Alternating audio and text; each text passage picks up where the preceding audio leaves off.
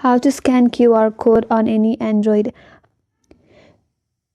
In most of the Android device, they will already have a feature to scan any QR code. To find out that feature, you can simply scroll down your control panel, scroll more, and if you're able to find in this section, you will have scan QR code option.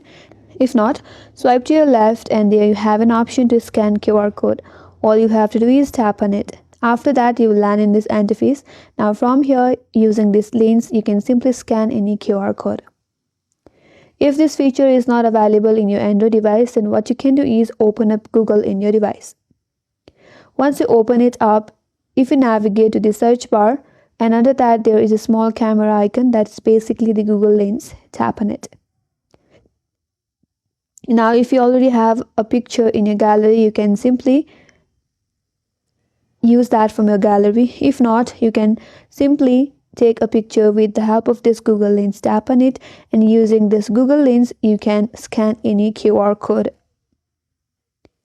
So these are the way to scan any QR code on any Android, and that's all for this video. Hope this video was helpful. If you're new to our channel, consider subscribing, and thanks for watching. Stay tuned for more videos.